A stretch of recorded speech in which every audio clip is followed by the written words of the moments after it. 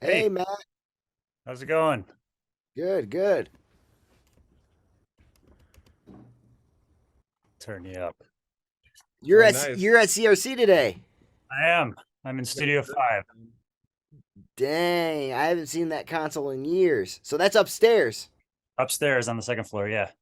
Okay, awesome, awesome. And you said you're doing some mix recalls today? I am. Final revisions. It's this project I started February last year, and it's this duo, two brothers, band called Flower, kind of a 90s grunge kind of inspired thing. Okay, well that's a great room to be doing it in then. That's got some 90s grunge history, right? Yes, that's yeah. We actually recorded it at Electrical, Okay. Okay. ours Electrical. And then we ended up doing all the editing and bass and vocal overdubs at VSOP in their little kind of B room. And then I mixed it here. Okay, amazing, amazing. So, you know, um I want to run the gamut. I don't know how much time you have, and I don't want to take up, Good time. I don't want to take up too much of your time since you're in a beautiful studio doing work today. But yeah, I have always been a fan of yours, and it's interesting because you and we've never actually met in person, but we've, right? No, I mean, I'm sure we must have in the hall and just not really realized it. Exactly. We ran in same rooms in similar circles, but Yeah. I always just knew you were killing it Uh, out in Chicago. And it was inspiring to me. And we became Facebook friends after I actually left Chicago. Yeah. And, we just started a dialogue. And since then, you Well, know, you've always been extremely generous with your knowledge and you're always my first go-to if I have a question. I'm like, I bet Rick's gonna have an answer for this one. I try to help in any way I can. And, thank you so much for all the help you've given me throughout the years. So anything you need, you got it, Matt. Yeah, So tell us, let's just start at the top. How'd you end up engineering in Chicago? yeah. Well, I grew up in Chicago, and then moved to the East Coast when I was 13. And it's kind of a circuitous route to get back, but I did. I was always a huge music fan. I played bass very poorly in a high school garage band, but huge music fan, and I was really into radio. My high school had a radio station, and so I kind of felt like the radio was kind of what I was going to do. And I actually went to college for radio TV, but I was very nice. In high school, we basically just hung out and got stoned and played REM records. And when I got to college, naively, it wasn't like that. I went to Ithaca College and they ran their radio station like a real radio station. It was a modern rock format, and you had to play what they told you to play. Um, and I was just like, God, I cannot do this. But doing different audio production classes, I just was like, well, maybe this is the thing. And so was able to like record a few bands. We had a very primitive setup at college. And so when I graduated, um, I was like, I didn't feel like going to New York. I didn't want to go to LA. And because I grew up here, Chicago, I always kind of felt like I would come back to Chicago. Um, so a family friend was like, "Oh, my friend's son has like a recording studio." I called these guys and they were like, "Yeah, come on out to Chicago. You can intern for us." So I moved out here and then went there, this tiny little like kind of project studio. And they were like, "Yeah, there's nothing much that we have going on and we can't really do anything for you." And I was kind of like, "Oh shit. Okay. Now what?" And this is 1998. I literally opened the yellow pages and the first name under recording studios was Chicago Recording Company. Oh yeah, And I called them and said, "Do you take interns?" And they said, "Come in 2 weeks for an interview." And that was it. So did you have to do an intern interview with Tim? No, there was this woman, Joe Sturm, who was she handled all the intern stuff. Okay. And I came in, I was all nervous. I had my resume, and she was like, well, you have to be here from, I think it was 30 hours a week during the day. Mostly you're going to be running lunches. Can you do that? And I was like, yes. And she was like, okay, you can start next week. I was like, did you want to see my resume? She was like, oh, yeah, we'll keep that on file. So that was it. I started as an intern. I worked 30 hours a week here, 30 hours a week at Starbucks. Okay, so that is so wildly different to the experience that I had. So, Yeah. just so everyone on the internet is fully aware, I also started my career as a intern slash assistant slash personal woodworker for this dude named Tim Butler up at Chicago Recording Company. And, here at Make Believe, one of the things that has built a little bit of lore in the Midwest is that we have a 9-page intern test that is pass or fail. And it is wildly based on Tim's test that I had to take when I went to CRC. So you never had to take that test, but have you I would heard have of it? failed. I would have failed that test. Have you heard of it? I have heard of it, and I saw it, and I think I would have failed it. Everybody failed it. That was the whole point of the test. Yeah, um, it was that the studio too, the one that you were at, was its own ecosystem. yeah, Studio C2. And I remember, so when I started, they were like, mostly I was running lunches because there was, all the rooms were booked solid, doing jingles or post sessions, and you'd go pick up a lunch, and the protocol on every other room except for C2 was you'd kind of walk in quietly and set the food down, or the assistant would come over and get it from you.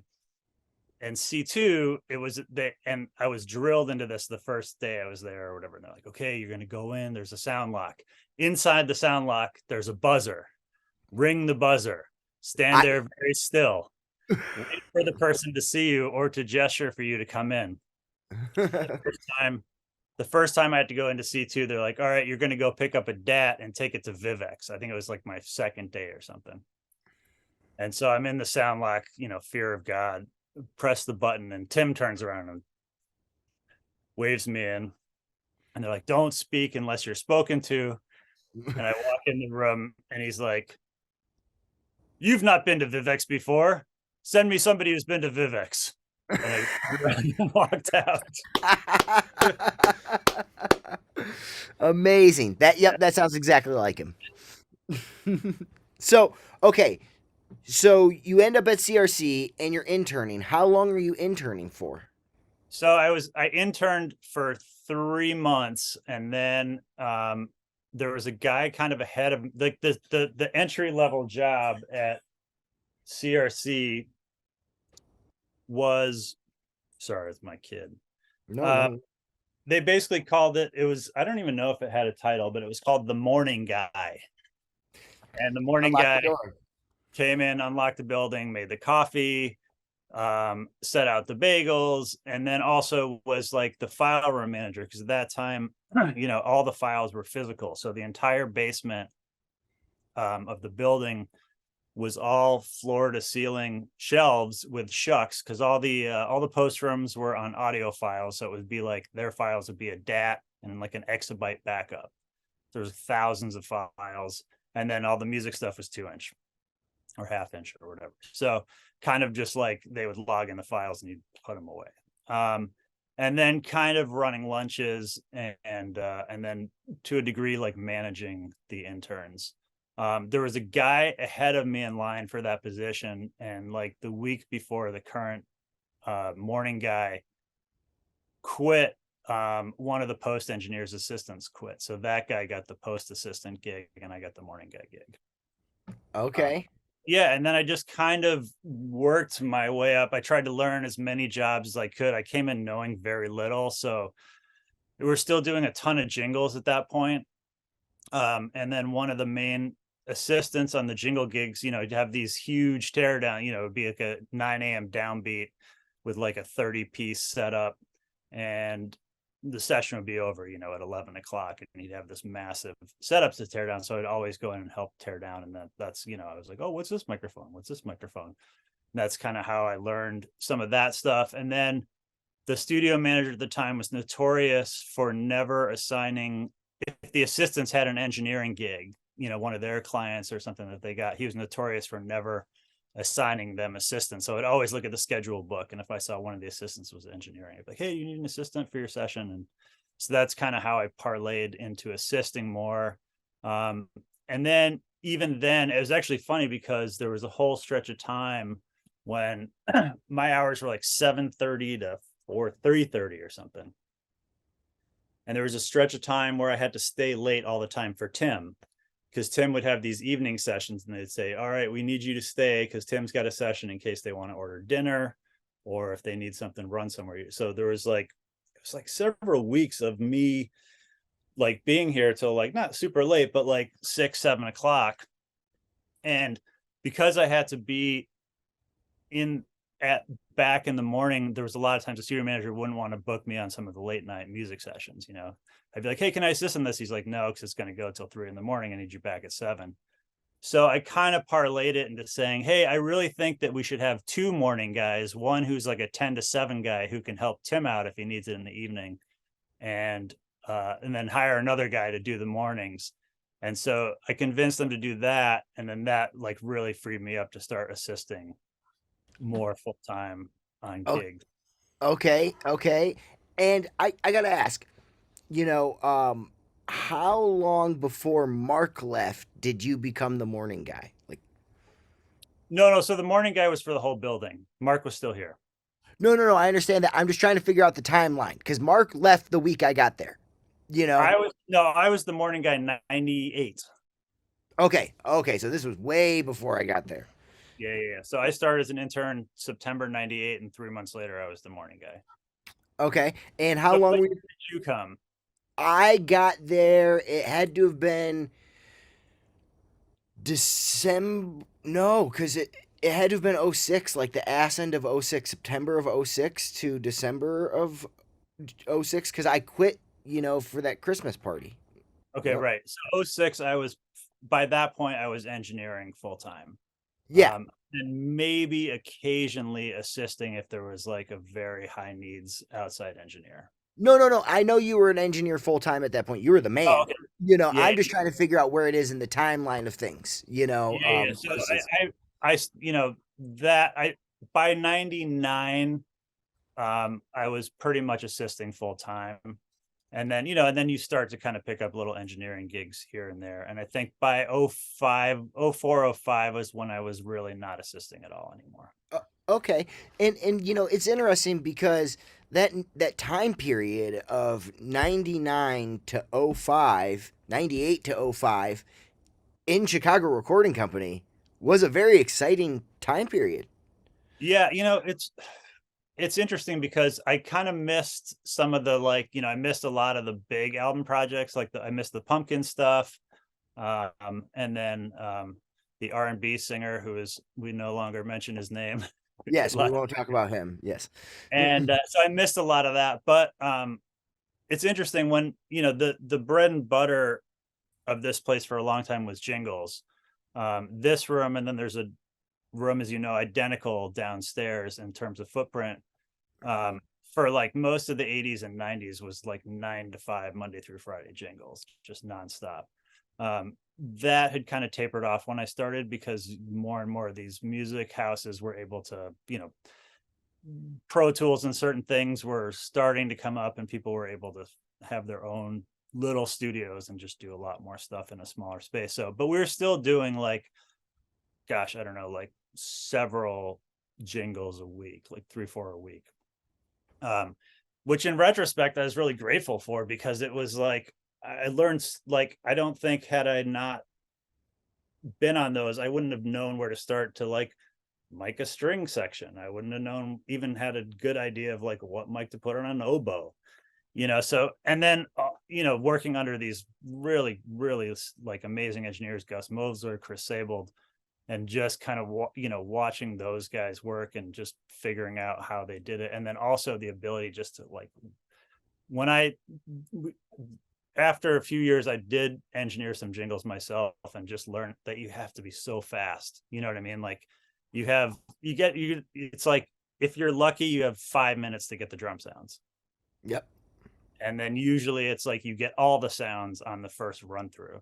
And it's a 60-second spot. So you got 60 seconds to make sure that everything's kind of being recorded correctly. Yes. And you're on tape. Yeah. So I mean, in a lot of ways, I think that was really lucky that I got exposed to that. And then also there was, I mean, there was a lot of, big name artists and major label stuff that would come through. I mean, for a long time, and even to a degree now, it was like anybody of note that was passing through Chicago and needed to record, they would come here. So I got a good education on that. And this guy, Ron Lowe, who was one of the main assistants here, he was Peter Mokran's assistant for years. He was like so dialed into that stuff in terms of professionalism that it was like, learning from guys like that. He got a job offer. They called him and offered him a job at Sony Studios in New York based on they got tapes from him just based on his labeling. Really? Yeah, they got like a tape and the track sheets, and the labeling was so good they called and offered him a job. He didn't take it, but yeah. See, no, I mean that's immaculate work then. So the thing that has always been interesting to me, CRC, when I got to Chicago and when I was growing up in Michigan, I knew of all of these major label records that were being made there. And I know that tons and tons of jingles that were made there, but it always seemed like a place that people would strive to try and get into, and a lot of local bands would come in there and they'd do smaller sessions, but, they would save up to go to CRC for their single, you know what I mean? Yeah. And I always found that to be exciting. And that was one of the things that I always felt was very exciting about the studio downstairs, where, it was like, as you went further down in that building, the closer you got to the streets in Chicago, and you could really feel that even with the the prices of the rooms and the budgets of the artists. Yeah. Yeah, I mean, I would say a majority of the work I've done is local bands, you know what I mean, and local artists. So it's more gratifying in some ways, you know what I mean? Because it's just you can be more creatively involved or whatever. But yeah, it's the basement studio is fun. Studio 4 and Studio 5 are pretty cool rooms. I can show a little bit of the layout, but it's interesting because this is like the live room, or they call it the string room, the middle room, the brass room, and then the dead room. And it's nice because you have really great sight lines, but then still a lot of separation. In Studio 4 or 5, they have that same layout because Studio 4 downstairs is the same. Exact same footprint, yeah. So now downstairs it's like a D command, but for years it was a Neve VR72. So they were like, people want SSL or Neve, so SSL upstairs, Neve downstairs. Yes, it was a VR when I was there, and that, for the internet out there, that's Tom Elmhurst VR now, right? Tom Elmhurst VR, yes. Yes. I was shocked when I found out that it went to Tom Elmhurst because the thing was in pretty rough shape. I think the console new was $750,000. Good God. They sold it for 60 grand, I think, because you could get 60 if it was in commission, which it was, or 30 if it had been sitting in the basement. And then I was like, it just seemed staggering to me that because it was in bad shape. I liked the console a lot. That was my preferred console to mix on. And I think I was the last guy here who was still mixing on the console when it went away.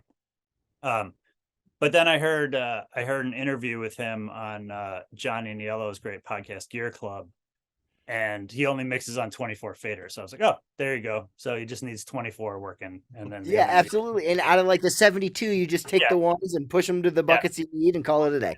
And then the guys just fix them as he needs new ones, No, that's amazing. So, at this point, you're out there. It's the early 2000s. You're freelancing. I was actually a staff assistant at the time, so I was a grade staff assistant. You were a staff assistant. And who Yeah. did you have a guy that you worked with, or were you floating? Floating. So yeah, in the beginning, a lot of the, like I would Gus and Chris on jingles, and then Chris Shepard was an engineer that I would assist a lot. I think he was the studio manager when you started. Yes, he was. Yeah, prior to that, I would assist him a lot. Um, and then outside engineers that would come in. Did you work on the KMFDM sessions and stuff? I did not. I think those were mostly done what by the time I started. I think they did one here, but that was like prior. He had this guy Bill Douglas who was his main assistant for a while. So, Tim would always tell wild stories about Chris being on the back couch mixing those records. Is that right? Yeah, have you heard any of those stories? No. Yeah, him being on the back couch and then yelling at his assistant to turn shit up and down. That's funny. um, but yeah, so okay, you're a staff assistant. When did you go freelance then? It was about like yeah, like 04, 05. I was just Okay. getting busy enough. And freelance is kind of a relative term in the sense that like it's still very much a town here where people will call. I mean, I had one this year already where people will call and say, I want to do a project, and the studio manager will kind of figure out based on the project who's the right fit for it. And so Mm-hmm. we'll get that gig. We're freelance because the client's paying us rather than the studio paying us. But there are gigs that I've, a lot of gigs that come through the studio. I've been very good at maintaining those relationships. So I have clients that, that I've been working with for 10, 15 years. Every few years they want to do a project. So this last one that I mentioned was this jazz album. I'd never worked with a guy before. And we made a really great album and got two more lined up. Okay, and so in a situation like that, um, does the client typically reach out to the studio, and then the studio's like, we'd love to have you in here, we have a Yep. guy that you think that you'd work great with, and then they, at that point, I'm assuming the studio manager probably shoots you a text and says this guy will probably be reaching out to you, and then you get a phone call from the guy and you set up your session. um Yep. for me, I'm gonna put my opinion out there first, so Sure. I don't have to lead a horse to water and get dragged down and with you saying that this is your opinion too. Sure. Sure. But it's a faux pas to not take that client to that studio, correct? Oh, if they were to call me and then Yeah, I took them somewhere else. yeah. So say someone from CRC that Rose sent over your way, or whoever's the studio manager now, calls you, and then you're like, "Let's go to Gravity. It's cheaper." Yeah, no, that wouldn't. Yeah, I wouldn't do that. This is just bad business. Yes, Bad just so ethics. just so for all the young engineers out here who are trying to learn a thing or two. You ain't slick. Yeah, that's not how you do business. So at I've had, that, I will say I have had clients who have come back to me years later and basically been like, I cannot work there for whatever reason. I can't afford to work there. Can we do it somewhere else? And I'll usually then call CRC and say, hey, these guys have this much money. Is that something you guys can make work or not? see, okay, and that's very awesome. So if the artist comes back to you directly and they've got a lower budget, you'll at least give CRC or whoever initially linked you up with that client the right of first refusal to try and take on the project. Absolutely. That's Yeah. great. See, I think that's a wonderful way to do business. Young kids out there, take this, learn. That's amazing. And so, I've always known you because of our mutual relationship with the Chicago Recording Company, but you have great relationships with lots of studios in Chicago. Yeah, I used to do some stuff at the Ivy Lab, which Manny was he started that. Manny Sanchez, he was an assistant here. He and I worked on a bunch of projects together. The first album I ever recorded was interning here, and his little brother was like a singer songwriter. And so over the course of the year, on the weekends and at nights, they would let us use the studio for free. We recorded like his album over the course of a year. that was like a huge learning experience for me. It was the first thing I ever tracked and mixed here. And so he started the studio Ivy Lab that unfortunately is gone now. They lost their building to condo development. But I would do some stuff there. I've been working a little bit in the last year or two, also at Matt Hennessy's studio, VSOP, which is a really nice spot. And then I just electrical. This is my first time. I've been wanting to work at electrical for 20 years, and I just this last February is the first time working over there. And that was super fun, just because he's got like, I had C12s as my overheads on the drums. You know what I mean? Not many So, places. which room did you work in? Did you work in the A. small A, Which is it's the Adobe room in Kentucky, and all that yes, stuff? yep, Yes. exactly. Okay. How'd you like it? I loved it. It was a drummer. It was just drum. We tracked just drums and guitars live. There's only 24 inputs on the Pro Tools rig, so I was using pretty much all of them. I kind of went ham on the drum kit. But yeah, it was pretty great. C12s as overheads. He's got those awesome Josephson's mics on the toms with GML mic pre. So it was just fun to have access to things that, because I do so much of my tracking here. It's just nice to have a couple other tools that I don't normally have. And they've got a great amp connection. So what's your go-to at CRC? You know all the stuff there. If you're requesting it for a drum set, what do you want? For the drums here? Yeah, what's your favorite stuff? It's always pretty much the same. So it's because the live room here is really bright.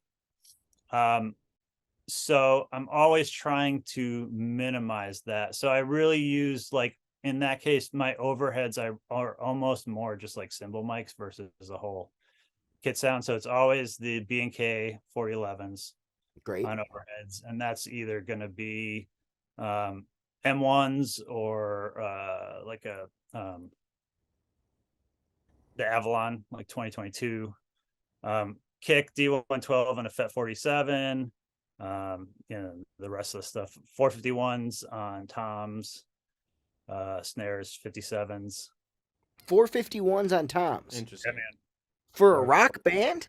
Yes, sir. Good God. Yeah. Do you have the ones with the little 90-degree angles or whatever? No, You stick them out long ways. Yeah. Okay. They're in God's hands. Yeah, I've definitely tried, condenser microphones and small diaphragm condensers on toms. I've never tried 451s on a tom. I've tried them on snares, but that's your go-to every time. Every time. Do you gate them live or do you gate it after the fact? Cut them out. I just chop out all the stuff after the fact. Okay. That's amazing. They have the pads, so it's like I think it's a 20 dp pad. Yes. So shockingly, they don't suck up that much. Interesting. And you feel like I'm assuming that whatever is happening besides the actual tom just sounds so much better than it does in a 421 and stuff like that. So even if you had to leave them open. Yeah. And like for jazz stuff, I won't gate it. I'll leave it all in there. And then it's usually 451s. If there's 3 of them, we only have 2 with the pad. So if there's 3, then I'll use that KSM 141. Okay. I'll use that one. And then usually like a second something on the snare. If we had 3 4011s, I would put a 4011 as the second snare mic. It usually ends up being a KM84 or a KSM 141, depending on how many toms they have. Okay. Anything out there in the room? Room changes from time to time. Sometimes I'll do the B&K Omnis on the floor.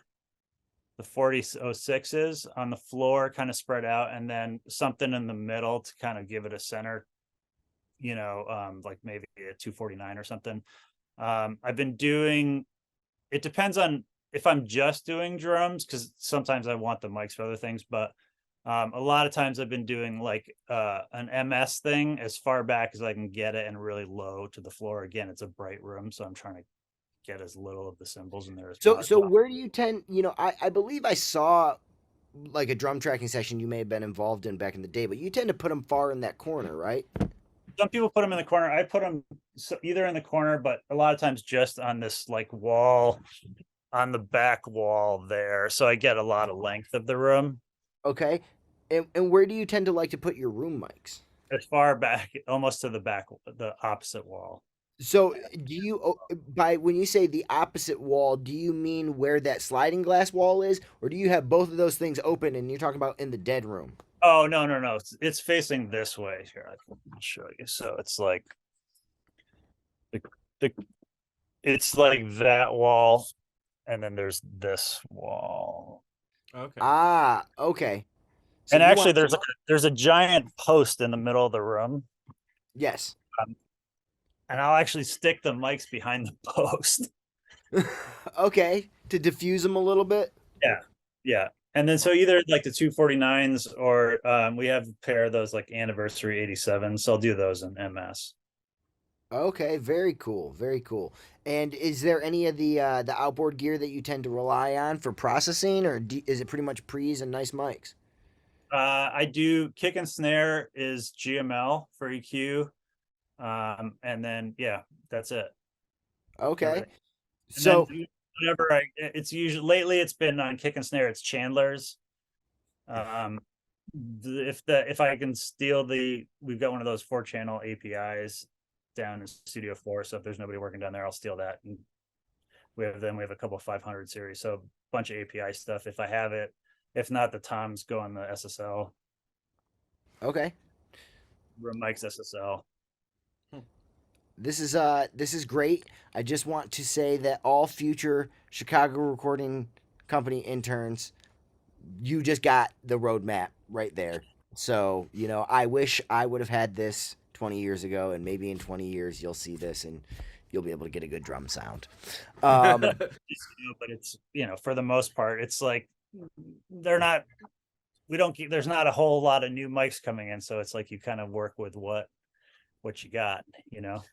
Oh, absolutely. But there's enough stuff and gear across the rooms at CRC to, have an opinion and make some decisions for yourself. And clearly you've done that and you've honed your craft. And, those are not, I mean, I've never even put a 451 on a tom-tom. So, Try that. No, that's Great. amazing. Who showed you that? I think I don't know why. I just did it one day. I never liked 421s. And we had these like Yamaha tom mics, which I never liked. So I just never had anything I liked on toms. And I think, you see people talk about using 414s, but then they get all bashed because somebody hits them even on a jazz gig. So I think I was just like, I don't know, 451's kind of like a 414, right? Right. It is. Hitting it or a lot less. You can kind of angle it enough to where the mic's still pointed at the center of the drum, but they're gonna have to go out of their way to hit it, And those things are pretty robust. You know what I mean? You could whack a 451 pretty hard before it's gonna break.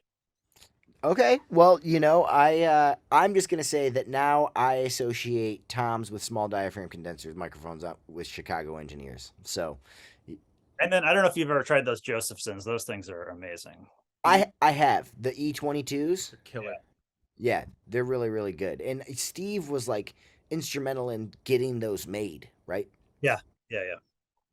So did you get to hang out with anybody who was wearing coveralls when you were there, or was everybody? Yeah. Yep. Okay. There- Was it Steve? Coveralls. I never met Steve. I did meet him briefly. He was wearing the coveralls.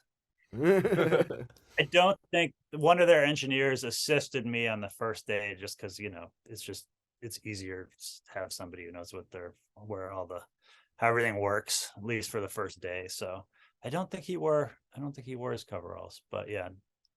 Was there anything weird or quirky that you came across that you were like, they would totally have this because it's electrical? Oh God. I mean, there's a lot of weird mics. There was for the outside kick mic, there was this, I forget what it looks like, one of those MXL mics. And I Okay. forget what it was, but I guess for a while, Manley was actually manufacturing them, and they were like stupid cheap, like a couple $100 condenser. I'll have to figure it out, Wes, and I'll let you know. But Please, yeah, let us know and that text it was to like us. a revelation. It was great. And then, I've never really used any Sony condenser. So like Greg Norman, who's a great engineer who's been there forever, he kind of helped me. We went back to do some overdubs, and there was like this one Sony mic where the back of it opens and there's like dip switches. Do you know that one? Yeah, the C37. Yeah. I ended up putting that on one of the cabinets on his recommendation, and that was great. Yep. And I used like one of the other Sonys as like a room mic for the guitars, which I don't think it made it into the mixes. But yeah, there was, I didn't go too crazy. I kind of stuck with what I knew. I didn't go too wild with some of the weirder mics, but Did you have a chance to use any of the electrical audio preamplifiers? I did. Yeah. So I used everything, I think, with the exception of the hi-hat and the room mic for the guitars. Those were and then like the scratch vocal, those were on the Neotech, but everything else was external mic pre's. So I used I think I don't remember what I used those on. Probably like the second snare bottom. I think they had 4 channels of their mic pre's. I used all of them. They were good. They were really good. Sorry. And then, yeah, like it was funny because I was talking after when we went back to do overdubs, Greg was there and I was talking to him and I was telling him how much I loved the toms. And he's like, "Oh, what'd you put him through?" And I said, "The GML mic pre's." And he was like, "Are you kidding me? I've never even thought of that." And I just was like, I don't know, I like GML. There's 4 of them. Let's put them on the toms. There's no pad on it. So it was like those Josephines take a lot of level, but there was a couple times I had to like to move the mic a couple inches because it was just like It was hitting them. It was just right on the edge of clipping the converter. But you thought they sounded great, huh? Amazing with those. Yeah, amazing. I mean, his tom sounded killer, but it's probably the best tom sound I ever got. So, do you use GML preamplifiers often? Because you talked about using the GMLs over at CRC too, right? GML's EQ here, the 8200. Okay, so the 8200. Yeah, no, I never ever used the. Oh, I shouldn't say. I used it. I used the mic pre once. I was assisting on a Sting session, and their bass chain. They were doing a bass overdub, and they used that like the GML single channel. It's like the pre-compressor EQ. And I had a band, like they rented it, and then like I had a band like the next day, so I was like, oh fuck it, I'll use this as the DI. So that's the only other time I'd used the GML mic pre. But it was funny because I remember plugging the bass into it. It sounded great, but like after like 20 minutes of dicking around with the compressor, I just gave up and put an LA2 in because I just couldn't figure that. So, but Sting, you're saying Sting for his bass wanted a GML preamplifier, like the channel strip? Yeah. That's really cool that you got to use the electrical audio mic preamps. I've been actually I sent an email off to Greg Norman a little bit ago talking to him about making some custom preamplifiers for our API Legacy if we decide to keep it over here. Oh, cool. Yeah. Which he's interested in doing. And I was curious on how they sounded. Yeah, great. I mean, again, it's like, to me, it's like I turned them on and whatever they were on sounded good. You know what I mean? I didn't, they weren't bad. But it was, sometimes I feel like you have to really A/B things, but I mean, I would 100% use them again. You know what I mean? I was stoked with how they sounded. So to me, that's a success. If you turn it on, you're like, oh, it sounds good. Let's keep going. You know what I mean? Absolutely. So was that your first time using a Neotech? Yeah. Yep. First time. I mean, I guess, like I said, I think I used 2 channels. That was it. I kept everything in the box in terms of balance and everything. So I wasn't really using it, I guess. Yep. But that's just another thing for me that I associate with Chicago. Right. Yeah. Steven is Neotech. Yeah. Yeah, But well, I mean, it's not just Steve. Those things used to be everywhere back in the day when I see, after I left CRC, I went straight freelancing. So, primarily I ended up at a studio out of Villa Park called the Galleria Carpet with a dude named Brian Ziski okay. that you never heard. Mhm. They did like a lot of those Fueled by Ramen bands, the Hush Sound and stuff like that. They had Okay. Trident 65 over there, Okay. but I remember going to there was some studio like the Dungeon or the Cave or something like that. Do you know what I'm talking about? No. They had a Trident, a TSM, and then there was Johnny K's studio. Did you ever get Oh, over there? right. Yeah, once very briefly. It was kind of a weird scenario, but yeah. He had like that. He had some sort of a Neve. He had like 3 floors of shit. Yeah, I was on the one floor. I think he had already I think he was like mostly in Nashville at this point. Okay. And I think that was the only console he still had in there. Okay, Uh, interesting. yeah, it was, yeah. I was only there briefly, like for a day or something, doing some bass overdubs. I can't remember the name of the band, but it was a weird gig. It was a weird gig. There was another studio that I remember going to that I loved, Soma Studios. Did you ever go? I did. I did once. I went there once. I had a client. They had like a 1920s Chickering mini grand piano, and he wanted to record on that piano. So I did one session over there. They had that A range. Yeah, right. And then just like that walls and walls of vintage synths. Yes, But absolutely. yeah, it was a very quick, like one day just recording piano. So That was somebody's like some famous dude's room, wasn't it? McIntyre, John John. McIntyre. Yeah. Interesting. Yeah.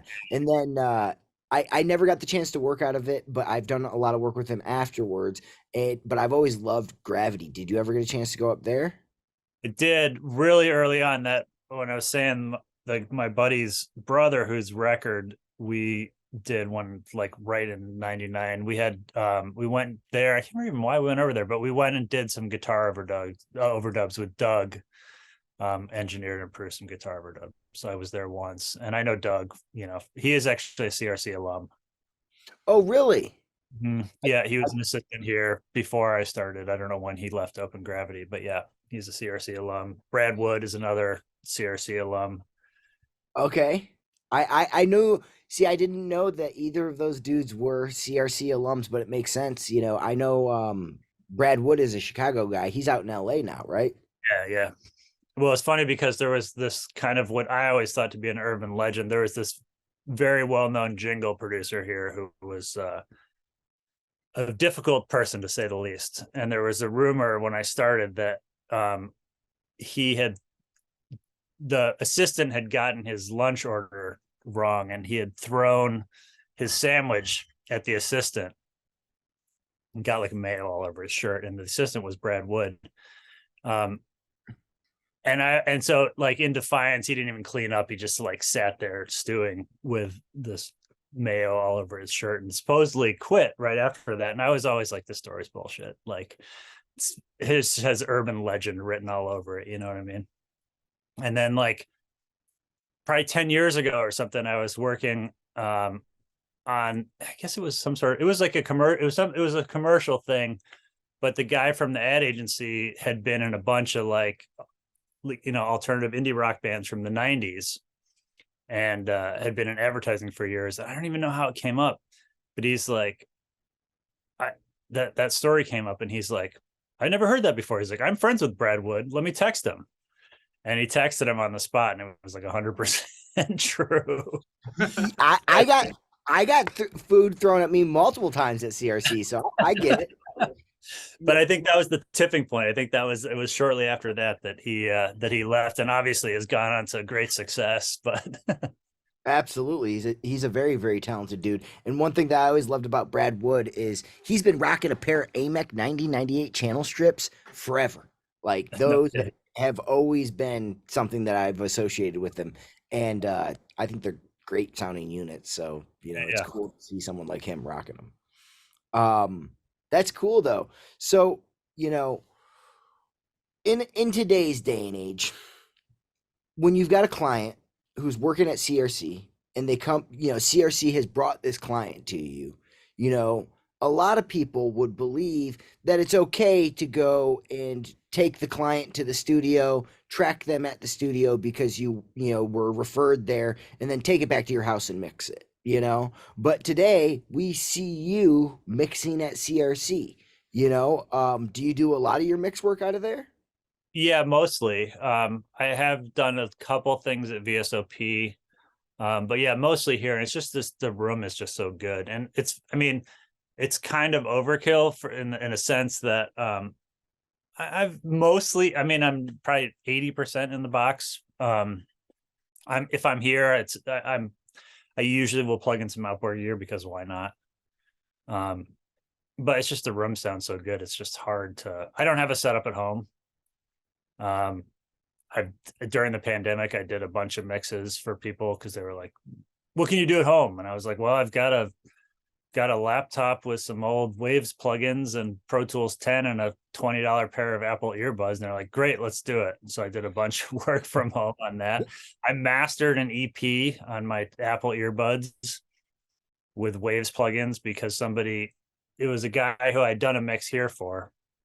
And he sent me, he's like, oh, I got the mastering done. What do you think? And sent me the mastering, and it was terrible, like really bad. And so I kind of sent him some notes like, yeah, maybe you should do this, or this, and then I got a revision back like almost immediately. So I'm like, all right, he's sitting somewhere with a buddy mastering this thing. And then, so I sent some more notes like, I think this, and this, some pretty specific things, you know what I mean? Like EQ things. And then I got another revision back and it was terrible. And I was like, hold on. And then I just like threw on my earbuds and just like with no intention of it being the thing, just like kind of was like, well, maybe if you hear what I'm going for, what I think you should do, that'll help you. And he's like, oh, it sounds great. We'll just use that. And I want you to master the rest of the EP. So I mastered the rest of the EP on $20 Apple earbuds. Hey, so do you do a lot of your work on earbuds now?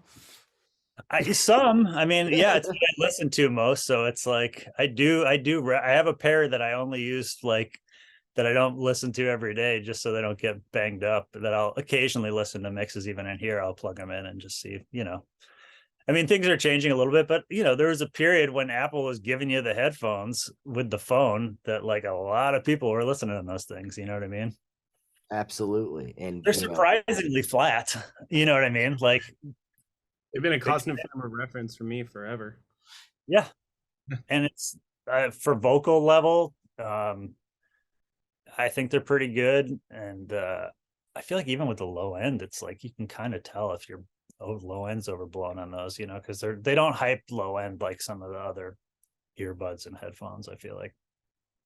That's cool. When you're at CRC, what is your main monitor that you listen to? The 10s or the Genel X or Genel X? Yeah, it's a constant battle with myself to spend more time on the NS10s.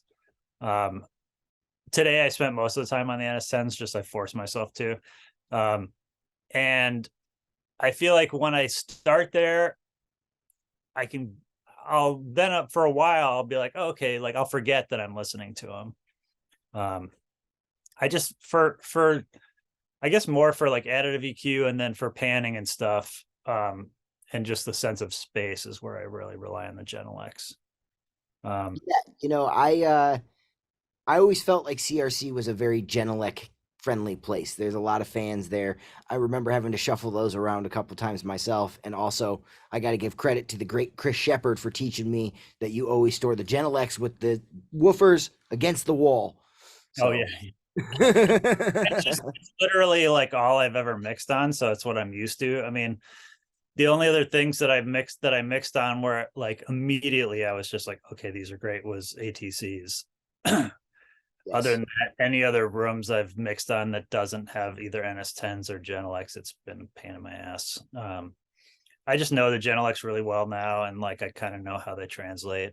It took me forever to figure out this room for whatever reason. Like I used to always mix on the Neve just for the simple fact that I really never got a good handle on the SSL automation. I just always liked the flying faders better. You know, there was guys like Chris Shepard, or like when Alan Mulder was here, and you see these guys and it's just like second nature to them mixing on with the SSL automation. It just always, I just never got a good enough hang of it to where I wasn't always worried that I was doing something wrong, or like I was thinking about it too much. So I always liked the flying faders, but I would invariably mix up here sometimes, and my mixes always, like, they would take me less time up here, but they would always come out dull. And so I always would mix down in 4 on the Neve. And then when the Neve went away, I was kind of doing like a hybrid, like in the box thing, and I was summing through the Shadow Hills, and then kind of stopped summing through the Shadow Hills. But there was one time when I like had done a lot of the mix downstairs, and we had to move up here. So I moved all the outboard gear up, and it still came out dull. And I think it was just like, it's such a good sounding room that you can get tricked. And then like the mixes I would do down in 4, the low end was never great. And then but once the mix was done and you're happy with it, and you just were listening to it, like on the mains or whatever, it would always sound better in this room than in that room. Mm-hmm. So it took like Chance the Rapper basically taking over Studio 4 for a year for me to get up here and really just like figure it out. And like knocking the top and the bottom a little bit off of the Genelex helped a lot. And then also I forced myself to really spend more time on the NS10s with the sub was good. But yeah, now it's like, I don't think I've mixed anything in Studio 4 in like 3 years, and I would really not want to. Just because I finally, it just, once it clicked in here, then it's such a great sounding room, Interesting. And Studio 4, historically, at least as far as I could tell when I was there, has always been the more popular room, Shepard, like, it depends. It's, it's bigger, like the control room's kind of more spacious, so it feels like a little fancier, for lack of a better term, or a little less like, if you're up here for a week or two, it can feel or 5 months in the case of the Billy Corgan's One album, it can feel a little tight. But this is definitely the better sounding room. There was a couple guys who this was like, they'd never wanted to work down there. So yeah, it only took me like 18 years to make the switch. Well, that's cool. Do you ever crack open the SSL and use it, or is it mostly in the box now? It's well, the computer doesn't even work anymore. So but I do, after I was talking to you about how you did some of your routing, so I do, I'm using the SSL a little bit, the EQs, because I always love the SSL EQ on guitars. So if I'm doing a thing where I think that it needs that thing, I'll pop them on. And then I remember talking to you also about, I think at one point, about how you use your center section, or at least the compressor, as like a hardware insert on your mix bus. And I think at one point there wasn't a way to do that here, but then Alex, our tech, kind of rigged it up for me to be able to do that. And I did, and I thought it was good, but it was funny because I don't know if it was just being used to, I use the Waves SSL on my mix bus. And it's funny because if I compare with the console one, there's things I like about each of them differently. But there's this one in particular, there's like a top end thing that's not happening on the console that's happening on the plugin that I just like better. Oh, the console eats top end. Yeah. Yeah. So that's what's always very interesting, is like, there are some of their whole, and everyone's like, well, how can Chris Lord Algae take an SSL plug, channel and crank 12 dB of top end on it, And when I do that on my SSL plugin, it sounds harsh. And it's right. Like, well, you're missing the center section, and the center section is like a fucking high end sponge, dude. So that console has always been very interesting to me, and I'm curious if you know the full story on it. But that console has been modified in its center section, correct? Yes, it's got like, which I don't know anything about, but it's got like the 4000 mod, which I think bypasses the ABC bus. I always heard that there were like API parts in that thing or some shit. Oh, I don't think so. Okay, probably just some old wives' tale, I don't think so, but I don't know. Yeah, I also heard some story about like that console winning some console shootout where people dragged multi-tracks across the world and tried them through a bunch of different desks with all the faders at zero, and that was the best sounding one. Um, I I never have heard. I have no idea, but I will say that that is a 6,000, and I did go buy an SSL 6,000 when the time came. So, Yeah, I don't know. It's funny because I've only I'm wondering if I don't know if I've worked on a 4,000, maybe once. Um, I don't know if it's just I'm used to these. I know everyone always talks about the 4,000, the 4,000, the 4,000. And I don't know if it's just having worked on this for so many years, but it's like when I go through like the plugins, I like the E's better than the G's. oh, absolutely, I like the E's better than the G's. And as far as the difference between a 6,000 and a 4,000, if you're routing to the A or B bus on that thing, it is a 4,000. The only thing that's different is the C bus, and the C bus is trash. So, have you ever seen how that's like all laid out? No. So in the 6,000, you know, the A and B bus are the front and back buses that are in a 4,000 because it was made for quad, but they wanted to have two extra channels so they could do 5.1, which is where the C bus comes from. And so what they did is underneath the center section, there's actually a little box about this long with a card that goes in it, and it's a pair of line amplifiers, like channel style line amplifiers. And that is the C bus, and it's wired back into the Yeah. 688 back there.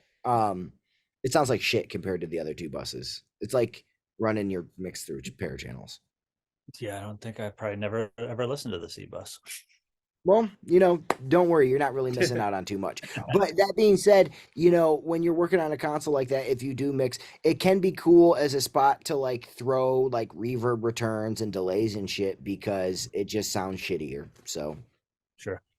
yeah. Yeah, I'm like 90% in the box now. So I use a lot like outboard gear wise. I almost always use I'm actually, if I'm in this room, I'll use the Manly as like my parallel drum compressor, GML 8200 and distressors, kick and snare, and then some LA2As and Pultec stuff maybe on the bass, and LA3As, which are I always love on guitars, and the SSL on guitars if it's a rock thing. That's awesome. I used a fair amount. As soon as Pro Tools had the commit button, I was just like, this is fucking amazing. You know what I mean? It's just So you like just use that shit, commit it, move on. commit it and move on. At first, I was like, fuck it, I'm not even taking pictures of this stuff or taking notes on anything because why bother? Because no one ever, it's so rare that a client's going to be like, hey, I think we need a little more 3K in the snare or whatever. And if for some reason they did, then just you do it with a plugin. And so for the first 6 months, I wasn't even making notes of anything or taking pictures of anything. And then I had a client who was like, "Oh yeah, I replaced the like 2 weeks after we mixed the song was like I decided to replace the bass in the verse." And I was like, "Ah, fuck." So, or I want to re-sing the chorus vocal. That's happened a couple times. So now I just take quick pictures of everything, and it's good enough. You know what I mean? You can figure out close enough if you have to get back to it. But you yeah, know, mostly box. Been using your plugins a ton. really? Oh, a ton. Yeah. I think good math has been on like almost every master because I'm basically mastering everything I mix now. Whether or not it's gonna go to a mastering engineer, I'll do it anyway. And a couple times recently, they've sent it out to some big boys and ended up preferring mine, which is nice. I'm not even doing anything that special, but yeah, that's been on pretty much almost every master. The Sontec's been on a bunch of masters, and then the MBEQ I've been using on it all over the place. That's like my new favorite. Just being like the notching on that is just great. That's at the end of my vocal chain now. That's awesome. So do you tend to use it with sauce off and then just for notches then? It depends. It's mostly I've been, to be honest, I've mostly been using it for subtractive EQ. And then I'll do a quick sauce on, sauce off, Okay. decide. You know what I mean? A lot of the time it stays on. Now if it's one of those things, especially if I'm not looking for something that has like whatever, I might, you have your go-to EQs for certain things, but then there's those things where it's like there's a shaker and you're like, okay, what? I just need something on the shaker or whatever. So that's like my new go-to for like kind of across the board. So I've been using that a ton. It's been great. I think I've used everything. I hadn't figured out quite the S press for a while, and then I've used that a bit recently. I did it just like kind of out of the blue in the middle of the mix. The client was like, "Oh, let's distort get the vocal on this thing," and I was like, it was like late into the mix, and I was like, I always hate like trying to figure out like a vocal distortion like late in the game. You know what I mean? I just threw on like some distortion plugin. It was like an Avid or a Brainworks distortion plugin, and it was like, oh yeah, that kind of is cool. And then I was like, oh, S-Press, let me try that, and it like totally like made it much cooler. Oh, yeah. Hey, that's an awesome I like idea. that. I like that a lot. Yeah, it was really good. But yeah, and then just all of them, and then I've been using Good Math a lot on drum bus. I usually use like I do like my kind of, if I'm mixing real drums, it's kind of, I do all the drums go to one bus, and then I've got a parallel, and then I do like if it needs it, like it's basically like a room mic thing where I run all the drums like pretty heavily compressed into a reverb, and that's kind of like an extra room mic thing, and then all those three go to a bus. So on the main like drum bus, not the final bus, I'll usually put like a Waves L2. I always love the way that sounded. So now it's Waves L2 and the Good Math on a lot. Okay, that's really really cool to hear. And that actually helps lead us into our next segment as far as this interview goes, which is your top 5. So, what's your number one go-to equalizer in the box? It's so hard because I feel like I really use specific things for specific things, if that makes sense. But like, so if I'm completely in the box, I'll tell you a couple that get used on every mix. It's the AMEC 200, because it's like the closest thing on a kick to me as the GML, so that gets used on the kick a lot. Although the mid range isn't the same, so it's usually that and something else, to like maybe like a 550B. But the low end is really close to the GML, which I like. I use the Bax EQ a ton on vocal, like all the way up 5 dB, 18K on a vocal. That gets used pretty much, for most mixes. I've been using the SSL 9000 a lot on vocal. Those are some I use a lot. But I kind of use a lot. I use a lot of different EQs on a lot of different things. You know what I mean? I've definitely. So when you're using the SSL, I'm assuming that you're mostly rocking the E mode then, right? Yeah. Yep. Yeah. Toms, always E, the Waves E on toms. Guitars, if I'm being lazy and I don't want to stick it on a console, I'll use I actually kind of like the Brainworks E on guitars. I've been using that a bit. Okay. And the Waves one. Yeah, just a bunch of, it's almost always something different. You know what I mean? A lot of the same things, but on, a lot of the same EQs, but different things. I'm not like one of those guys who uses like the Fab filter on everything. You know what I mean? Variations on a theme. Yeah, it's for color. You know what I mean? So it's like whatever kind of color I want to go for. So as far as your go-to in the box compressor, what do you think that is? There's 2 that are used on, well, 3, I guess, on everything. That's the Waves SSL on the mix bus, which is funny because I think for the first 3/4 of my career, I did not compress my 2 mix at all. Mm-hmm. I think it's because my gain staging was so out of whack that like using by the time I got near the end of my mix, I was having the threshold was as far as wide open as it was go, and the compressor still hitting at like 6 dB, and it's just mud. So did the VR have a bus compressor? Well, there was like a, the single rack SSL that you would just patch into. But there wasn't a bus compressor on that thing. No, not on the console. No. Interesting. Yeah. So they had an SSL down there for that. Yeah. But yeah, that, and then I use the R compressor a ton still. Love the R compressor. Oh, Classic. it's a classic. I use 2 of those on every vocal. 2 of them. Tell us about that. Yeah, the first one is like a pretty fast attack and release, just to kind of keep things level, and then the other one's like an opto squeeze. Okay.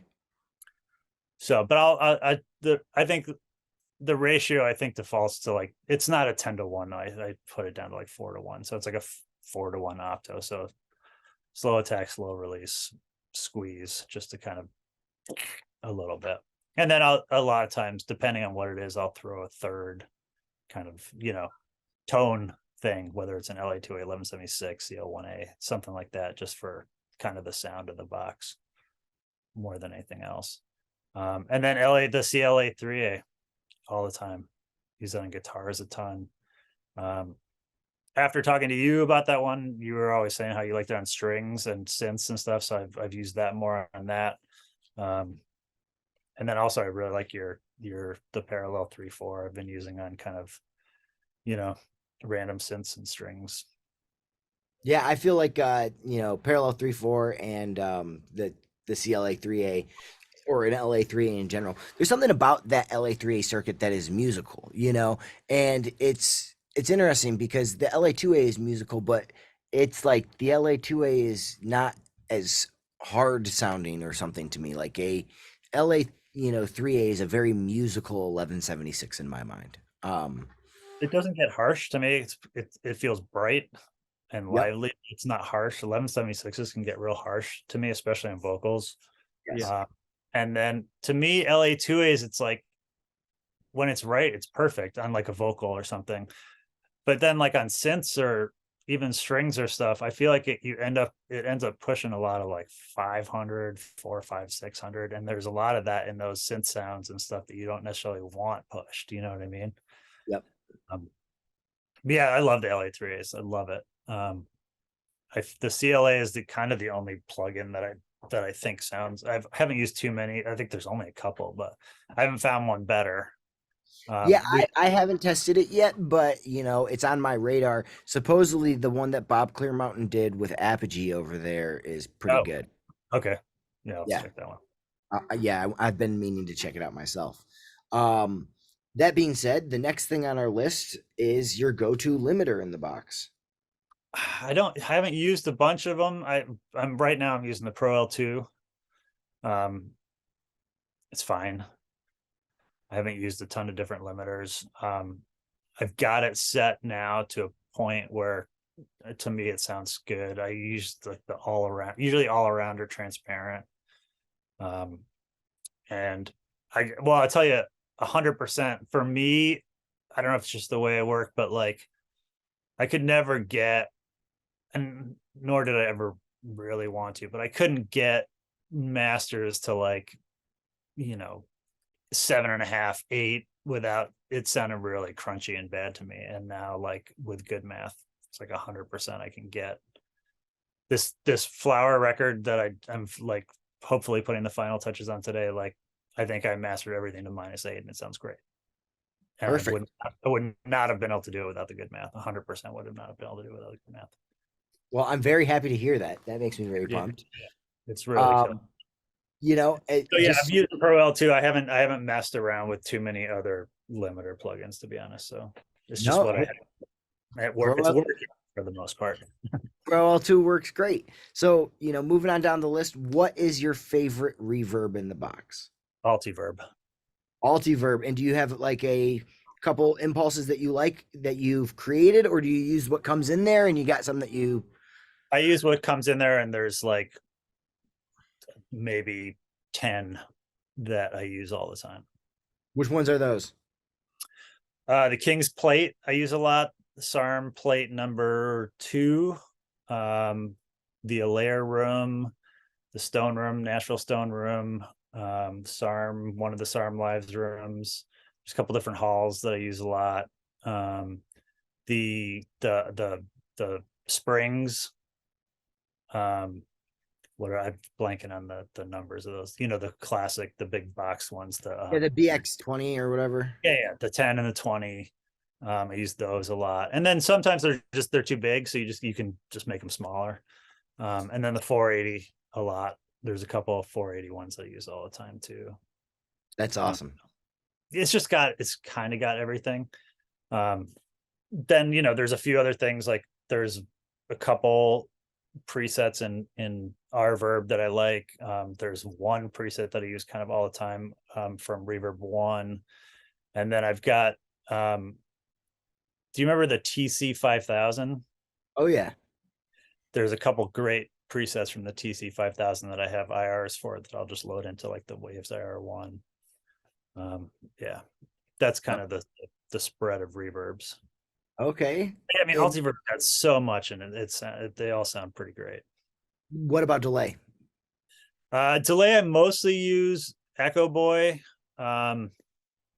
just because I feel like it's pretty versatile, and then just try and put stuff after it to make it different. And then it was funny because Jonathan had posted a picture of Echo Farm, and then he mentioned it in your talk with him. I loved Echo Farm, and I didn't even know that they had just started making an AAX, so like I immediately started bugging Connor, who handles our Pro Tools rigs here, and yeah, I've been reunited with Echo Farm, and that's all over this record as well. I love it. Echo Farm actually sounded great. It always did. It's very dark. It's got really deep, cool modulation. Yeah, super cool. Yeah, I used to use it all the time, and then like I guess probably at some point we got Echo Boy, and so I was still using both of them a lot. And then when it went away, I mean, I was bummed, but it was like you could kind of do similar stuff with Echo Boy. So, but yeah, I'm so stoked to have it back. That is amazing. And as far as Echo Farm goes, it still looks as shitty as it used to, right? Exactly the same. Yeah. Ryan here has a couple questions that pertain to some conversations that you and I have been having recently. And I'm gonna let him take it away because I know we've exchanged a bunch of stories, but I want to hear what you'd tell him. Okay. So I really just got one, and it has to do with like you guys' time at CRC. What was the single worst day you had? And then there's a follow-up question, which is like, how did you guys push through? And this applies to you and Rick. Single worst day. I don't know if that was the worst day, but or maybe the day that like you were like, this is it. I'm out. I'm out of here. Like, I'm done. Oh God, they're both kind of good stories. One involves DMX, and the other one involves this late engineer, David Baker, who was like a very famous jazz engineer. Maybe the David Baker one. So this guy, David Baker, who is like a very renowned jazz engineer, very famous for like making these amazing records direct to quarter inch. Wow. And just like an editing master. He was in Chicago working with, I guess it was kind of like a AAA artist, like a singer-songwriter guy. And I was really new, like just kind of started assisting. And this guy, Bill Douglas, who was a very, very accomplished assistant and good engineer almost at that point too. He was Chris Shepard's main engineer, was assisting Baker up here on the SSL. And Baker did not know the SSL at all, and certainly not the automation. And Bill had to go on vacation, or was going on vacation. And so they're like, okay, you're going to take over for Bill. Everything's fine up there. He's got it all set and running. And it basically was 3 days of David Baker screaming at me at the top of his lungs because I just didn't know, you know what I mean? Imagine those jazz dudes can yell. It was just like, he was just so, it it was like every minute I was ruining his life. I Oh, remember at one point he threw his arms up in the air and lay on the console and was like, "Why was I put on this planet?" And it was I was like, I couldn't figure out, and I was so green too that it was like the more he would scream, the more rattled I would get. And like, troubleshooting when somebody's screaming at you is not the best way to troubleshoot. So yeah, that was, and it was just like I wasn't ready. You know what I mean? I wasn't ready to assist somebody who needed that much help. And it's no diss on him. Again, he was a great engineer. He's just like not somebody who would typically automate even, or work, and a lot of times not even work in multi-track, you know what I mean? But it's like, if you hear some of the records this guy did to direct a quarter inch, it's unbelievable. So it's not even a dig on him. It was just like I was just thrown into a situation that I was completely, You got thrown into the hellfire. that I was not ready for. That one was really rough. Dang. The one for me when I knew I was out was, I got when I came in, they were trying to replace Mark, and there was another dude working the rooms. I don't know if you ever remember him. His name was Jared. Do you Oh remember? gosh, Yeah, he had a chin strap beard. yeah. Yep. And Tim fucking hated him, and he hated Tim. So like he, I think, was supposed to be the replacement, but Tim was like, "This isn't gonna fucking work." So they brought me in, and it was one of those things where I was like 6 days on with Tim, and then there'd be like one day that Jared would get thrown in there for a fucking breather. You know what I mean? And what ended up happening was we had Bernie Mac in for a voiceover session, and he's like got the green screen all around the vocal booth, and he's got like nodes on his fucking face. It's Madagascar 2, and he's like fucking dying. So we had the Asian kid who was an intern when I was there in the vocal booth. This kid was from China. He didn't speak any English. Do you remember that kid? No, I don't think so. He didn't speak any English, and his only job was to open and close Bernie Mac's oxygen tank in between takes, So it was like this coordinated move where Bernie Mac would like get a line out, and then this guy would have to open the oxygen tank, And I got told to go and get him lunch. And the easiest thing to get lunch at for CRC was to just run over to Dominic's and grab a slice of pizza. You know what I mean? So I run over to Dominic's, grab him a slice of fucking sausage pizza. I come back, I hand it to him, and he looks at the pizza, he turns it around, and he smushes it in my face, and he rubs it around, and he goes, "You didn't call Jared. I had pizza for lunch yesterday." And I was just like, I'm fucking quitting. I was gone within like a week. I finished that board for the party, and I was out. That would do it.